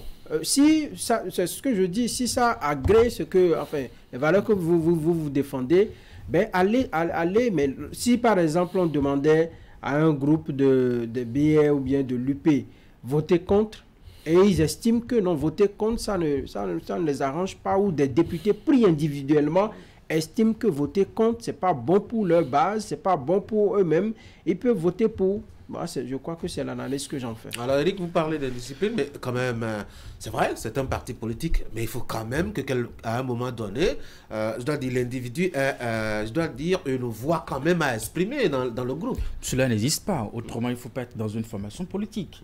Vous savez comment ça se passe chez nous, dans nos formations politiques. Tout est orienté, tout est question de calcul, voyez-vous. J'entends des valeurs personnelles, des questions de principe, et vous et moi savons que dans ce milieu, avec l'habitude que nous avons à faire la politique chez nous, ces mots n'ont pas du tout leur existence, voyez-vous. Et je pense que là où ça devient intéressant, même du côté de la mouvance, tout est question de consigne aussi, là-bas. Tout est question d'orientation, de choix du parti. Autrement, comment les deux partis représentés au Parlement ont géré les parrainages des députés en 2021? Est-ce que chaque député avait la possibilité, selon ses convictions, ses valeurs, ses principes, de pouvoir utiliser son parrainage comme il entend? Non, le parti a organisé cela. Le seul député qui a estimé qu'il pouvait le faire, le Rab Soui, nous savons comment qu'est-ce qu'il a été traité et par la suite. On connaît son destin maintenant. Nous connaissons son destin maintenant. Si vous ne pouvez pas, dans une formation politique, respecter le choix du parti, c'est que, enfin, pour moi, vous n'êtes pas membre de ce parti, parce que le militantisme part d'abord du fait que vous respectez les règles du jeu, les règles du parti, et cela s'impose à vous. Voyez-vous. Oui, malheureusement, ça peut arriver dans des circonstances où cela va contre vos principes, vos valeurs, mais vous subissez.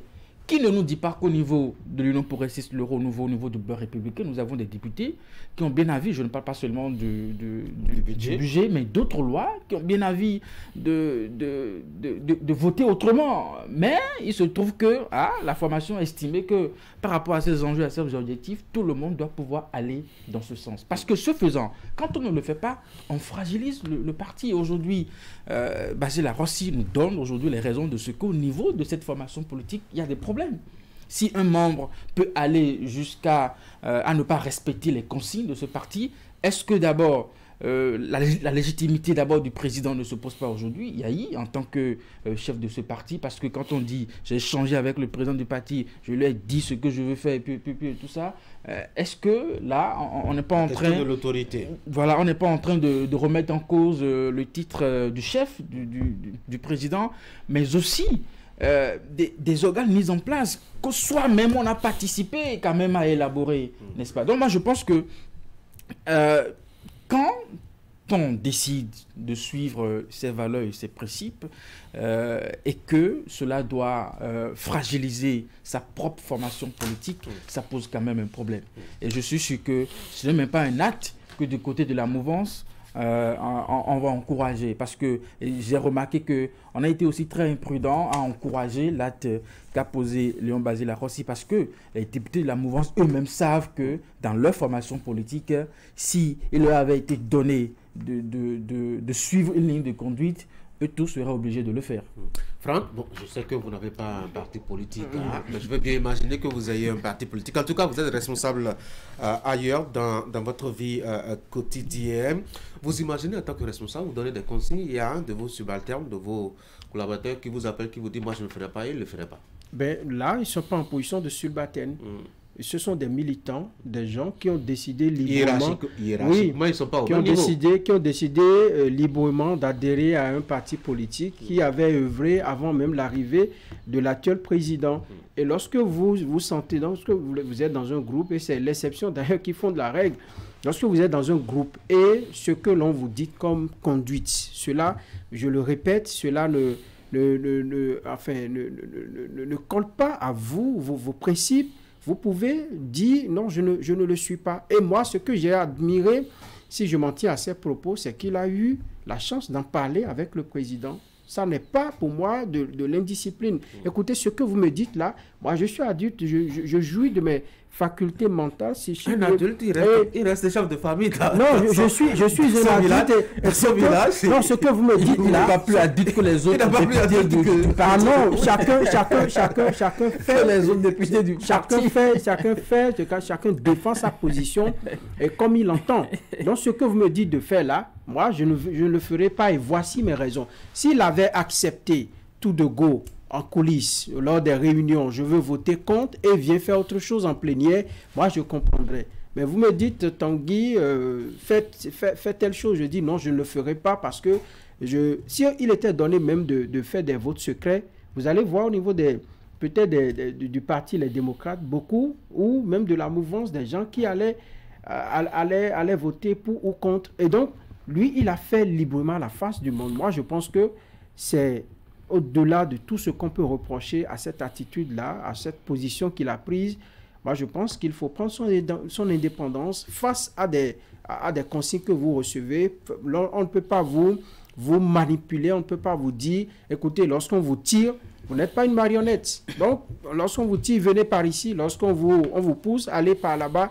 D'accord, l'avis du groupe, ça compte, mais c'est d'abord vous-même en tant que député. Le mandat, il est d'abord, on l'a envoyé là-bas, les populations l'ont envoyé là-bas d'abord en tant que Basil Rossi et en tant que militant du parti Les Démocrates. Et comme vous l'avez dit, il y a un réel problème.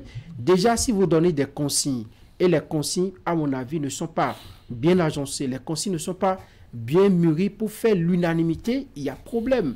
Dieu seul sait les jours à venir ce qui va se passer. Et lorsque Boni Yahi va appeler les siens pour dire faites ci, faites ça, est-ce que ça sera toujours suivi? Ce sont des questions que nous devons nous poser.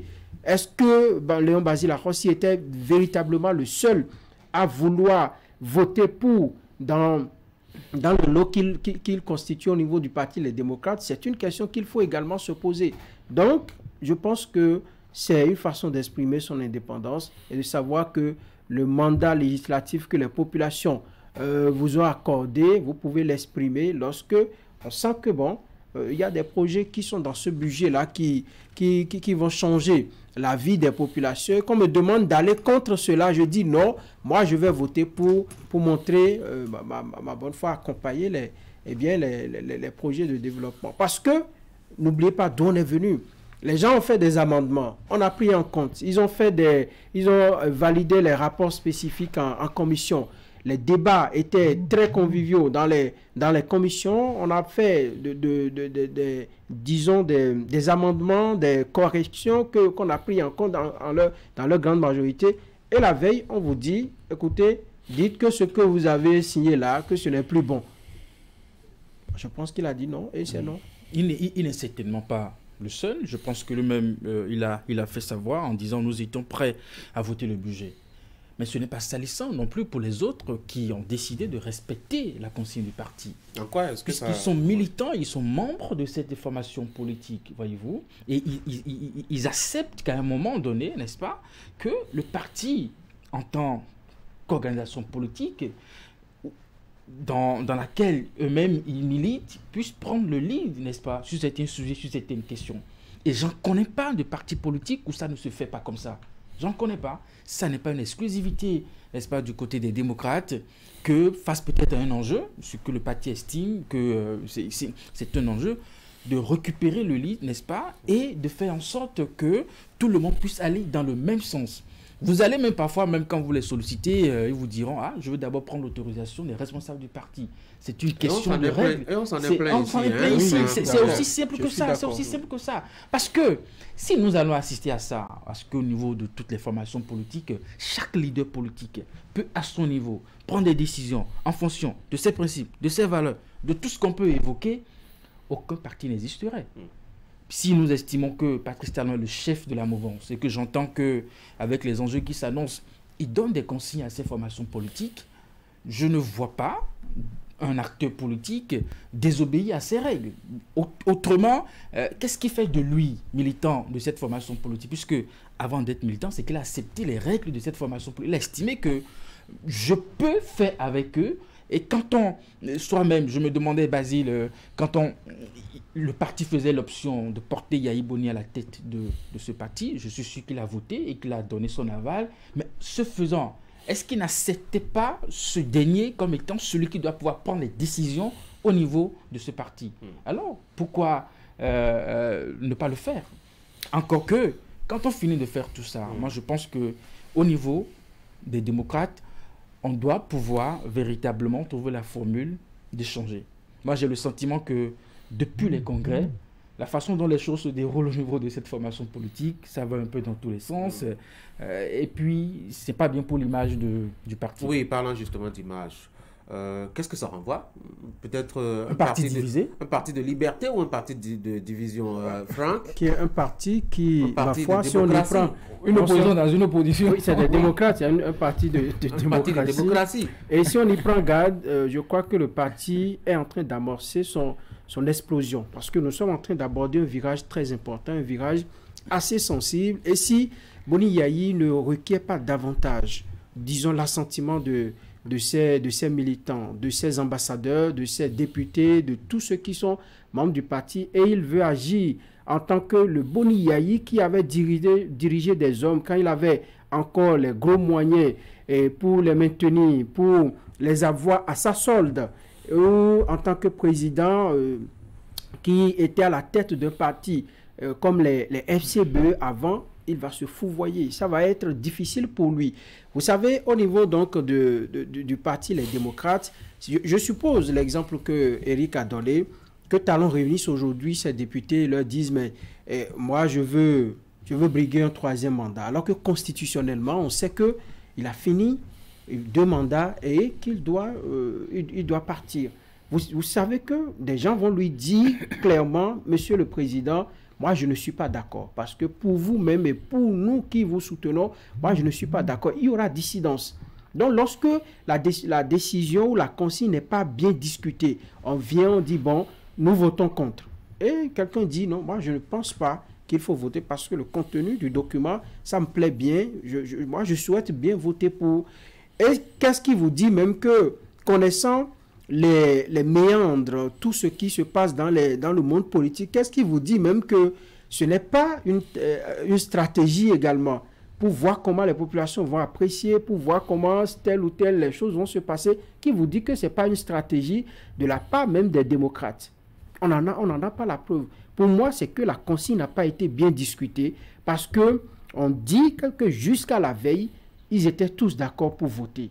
Est-ce que en aparté, on a donné des consignes de couleur rouge à certains et à d'autres, on a donné des consignes de couleur verte? Posons-nous les bonnes questions. Lorsqu'on se pose cette question, qui est à même ici de dire, écoutez, on a maintenu la consigne rouge pour tout le monde? Puisque Léon Basile Akossi dit, j'étais convaincu jusqu'à la veille que les collègues devraient voter pour ce budget-là. Qu'est-ce qui a pu bien se passer?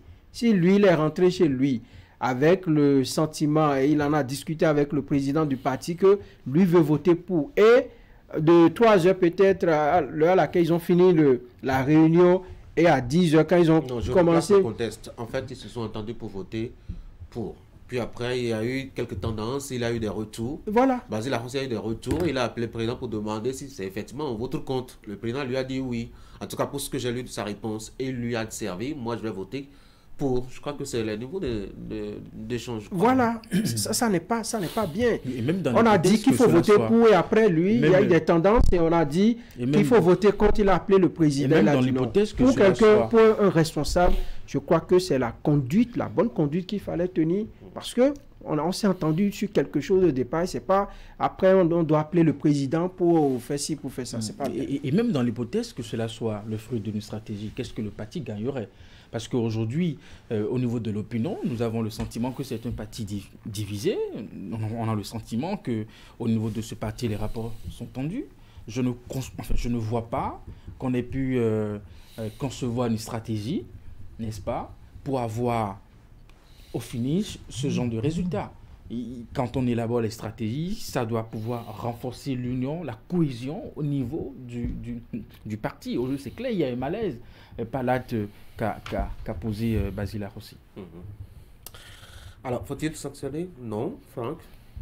Ah ben moi, je ne sais pas. Je n'ai pas lu les tests des démocrates, leur règlement. Il devrait décorer, hein, selon vous, tel que vous l'avez défendu. On devrait l'envoyer à la grande chancellerie pour... Non, on devrait être courageux. Pour la personne de Léon Basile Arrossi, moi je pense qu'il y a des leçons à tirer. Au-delà de ce qu'on peut lui reprocher que...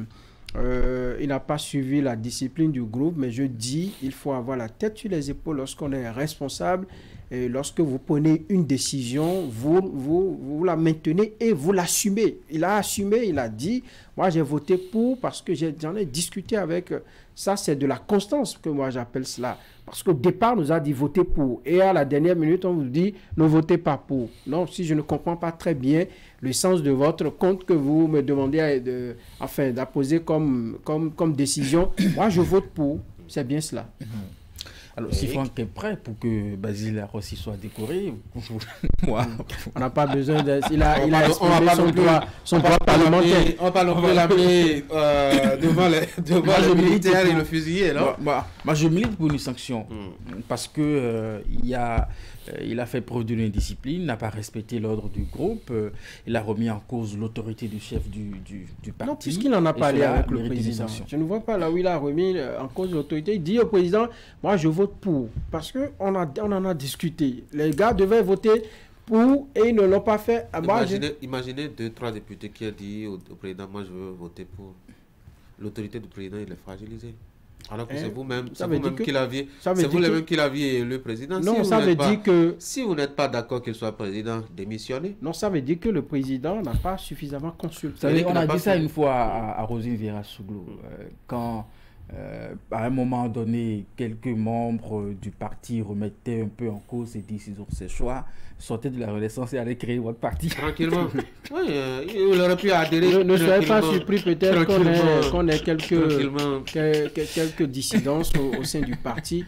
Mais franchement, moi je pense que Yaïboni doit revoir la stratégie. Là où nous sommes en train d'aller, si effectivement ils aspirent à arracher le pouvoir et l'exercer en 2026, je crois qu'il faut davantage communiquer, il faut davantage avoir un consensus autour des décisions. Jusqu'au Congrès, moi je pense que les démocrates, ils faisaient les choses encore très bien. Dans la sourdine, ils travaillaient. Regardez les résultats qu'ils ont obtenus à leur première expérience pour les législatives. Moi, je trouve que c'est bien.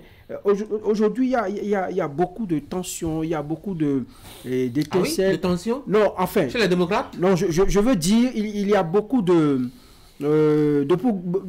vigueur, il y a beaucoup d'énergie, mais ça n'arrange pas toujours le parti. On aurait pu observer il y a encore quelques mois en arrière la posture des démocrates. Je pense que Boni Yayi doit... malgré toute son expérience, doit également apprendre de Eric Rouneté, comment il dirigeait jusque-là.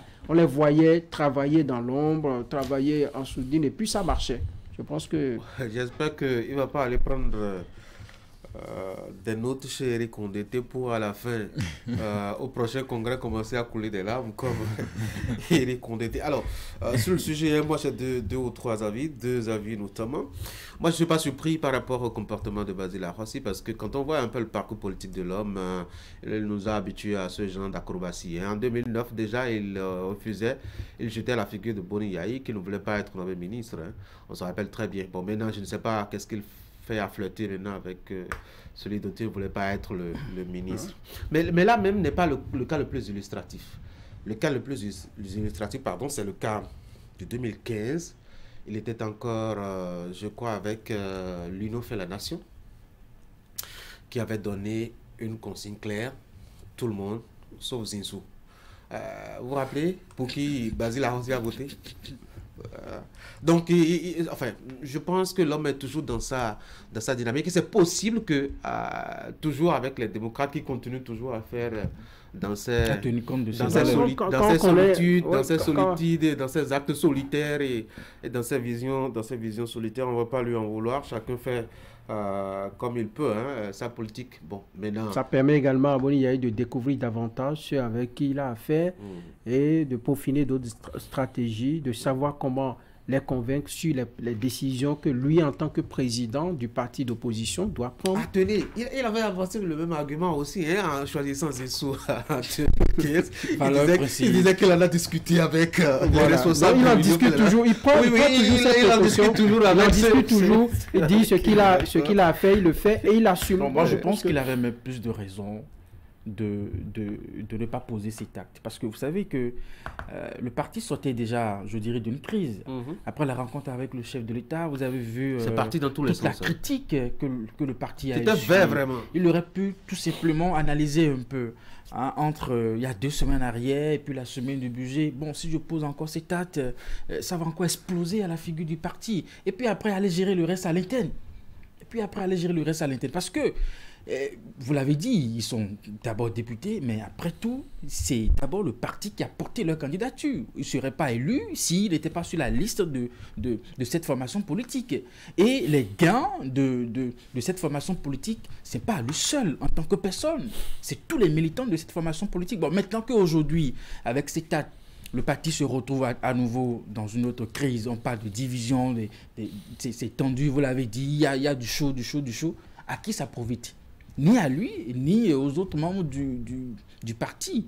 On aurait pu peut-être observer que tous les députés, le même comportement, que peut-être le débat serait autre.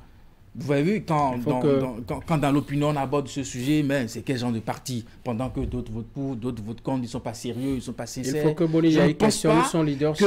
Pour un parti politique, ce genre de discours arrange vraiment une formation politique de l'opposition. Franck a eu l'expérience de la gestion de Boni Yayi du parti. Non, partagez-le un peu comment est-ce que Boni Yayi gère le parti actuellement. De façon générale.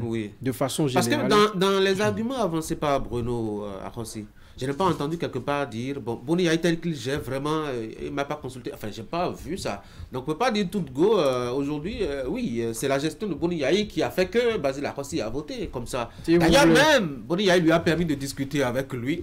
Si vous voulez, si quelqu'un que vous voulez nommer entre-temps ministre et qui vous a dit non, je ne veux pas être nommé, que vous connaissez un tout petit peu par le passé, vu son parcours politique, celui-là, vous pouvez, en tant que président, prendre tout le monde ensemble. Mais pour certains membres dont vous connaissez un peu les comportements, les manières d'agir, prenez-les et discutez sérieusement avec eux. Moi, c'est de cela que je parle. Si vous étiez président du parti Les Démocrates, je dirais Tanguy doit revoir son leadership, doit voir un peu comment manager les membres de son groupe. Donc, je ne fais pas de la fixation forcément sur la personne de Boni Yayi, mais aujourd'hui, il est le président d'un parti d'opposition, un parti d'opposition qui va faire objet de tout. Vous pensez que si, par exemple, les gens de la mouvance ont la possibilité même de récupérer certains militants du parti Les Démocrates, ils ne le feront pas.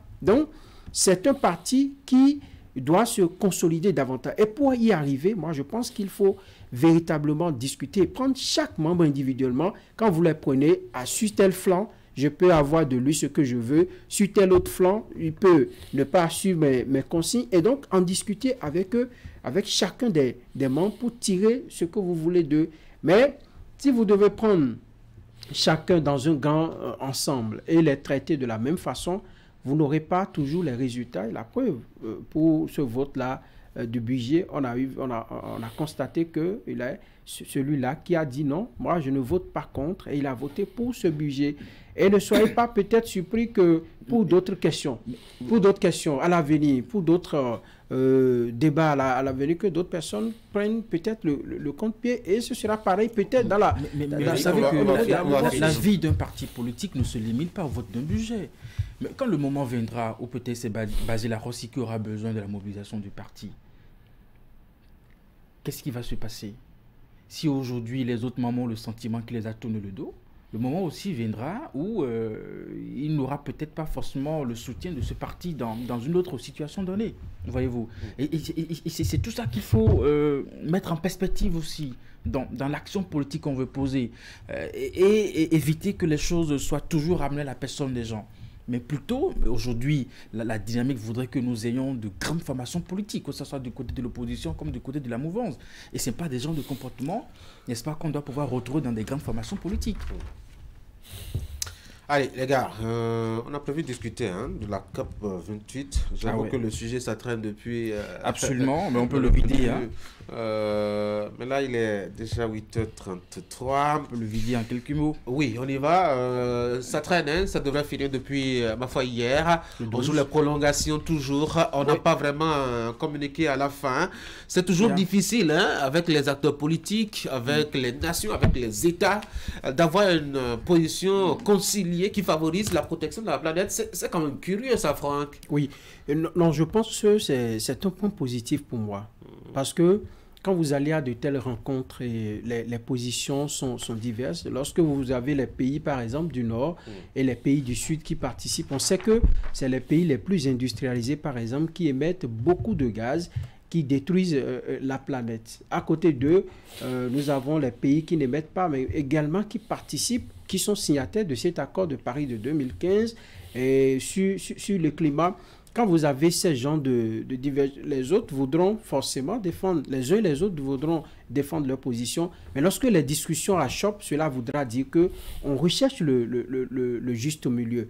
À cette rencontre-là, on devrait faire le bilan, le premier bilan en termes des avancées depuis que l'accord a été vraiment signé. Je pense que sur le contenu de ce bilan-là, sur le contenu du rapport qui a été présenté, des débats qui ont eu lieu depuis le jeudi 30 novembre, je pense que certains y ont vu des aspects qu'il faut revoir, et les discussions n'ont pas véritablement permis d'aboutir à des conclusions. Et aujourd'hui, lorsque vous détruisez la planète, vous émettez des gaz à Paris ou à Londres, je ne sais où, ici, nous ressentons les effets.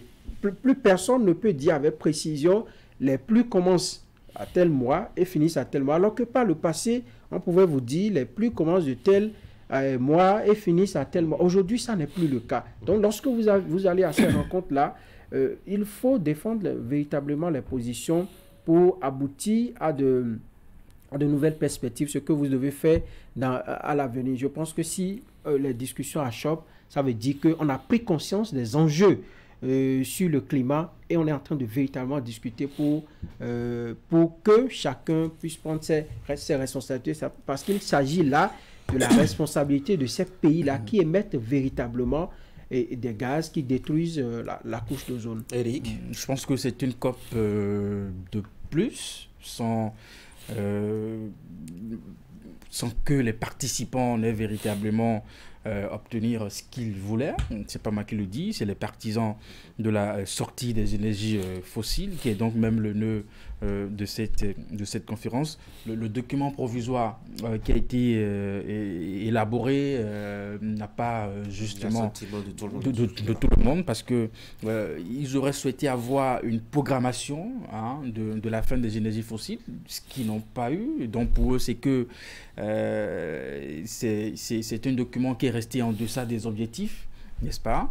Et malheureusement, c'est le bilan qu'on fait aujourd'hui. Et la question reste posée. Les effets sont là, les conséquences sont là, mais les acteurs majeurs ne veulent pas justement aller plus loin. Et nous connaissons les raisons. C'est le pétrole. Il y a beaucoup d'argent, beaucoup d'intérêt. Vous avez des pays industriels qui ont basé leur économie sur le pétrole, sur le gaz et bien d'autres énergies. Et ce n'est pas facile pour eux, n'est-ce pas, pour eux de détourner leur regard de tout ça. Allez, merci beaucoup. Et cela compromet notre existence sur la planète. Bon ben, pourquoi pas. Encore que les pays en voie de développement aussi veulent qu'on leur concède le temps de pollution aussi pour arriver au niveau de développement des autres. C'est quand même un peu juste. Oui, il faut être juste avec. Il y a l'expression pollueur-payeur. Ouais, donc, ouais. Allez, merci beaucoup les gars. Je vous souhaite de passer une très bonne journée. On a un dernier rendez-vous de la semaine, ce sera demain. Pour d'autres sujets de l'actualité. Mesdames et messieurs, moi je dois mettre un terme à cette émission, mais vous aurez à suivre juste après moi ce que je ne comprends pas de Franck Aounou. Et après le générique qui va mettre fin définitivement à cette émission. Je vous souhaite de passer une très bonne journée et à demain.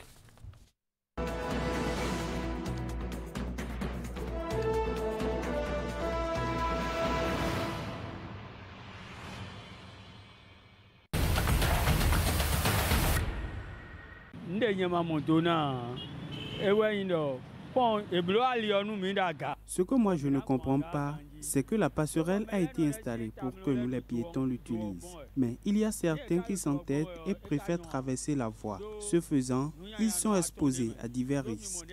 Avec la route-ci, les motocyclistes et conducteurs roulent à vive allure et là, rien que des risques pour eux.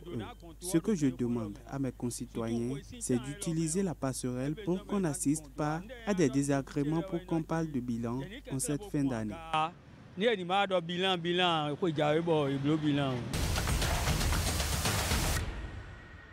que je ne comprends pas, c'est que la passerelle elle a été mise là pour faciliter le passage aux piétons en fait. Mais le fait qu'ils ne prennent pas à la voie, cela les soumet au risque de la voie en fait. Ils peuvent contracter à n'importe quel moment des accidents de circulation et tout. Et bon, par là perdre leur vie, et bon, je ne sais pas. Je préfère bon, qu'ils prennent l'habitude d'utiliser la passerelle pour leur... comment dirais-je? Bon, pour leur bien, pour leur bien. Bon, ce que je ne comprends pas, ça veut dire que comme tu vois, tout le monde, quand on finit de vendre au marché, on a l'habitude de traverser pour prendre Zim, pour aller à la maison. Ça a tellement de risques, ça a tellement de risques. Il y a des grands et des vieilles, impossible à eux de monter sur l'escalier pour aller en haut. Tu vois, mais ils n'ont pas de possibilité.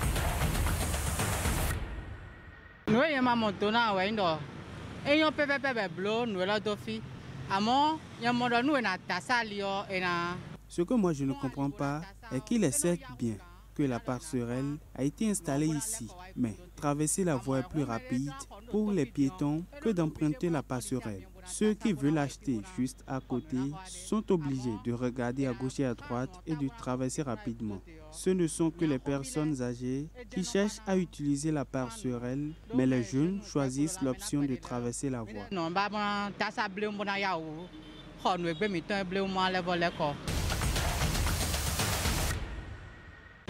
Par rapport à la passerelle, ce que je ne comprends pas,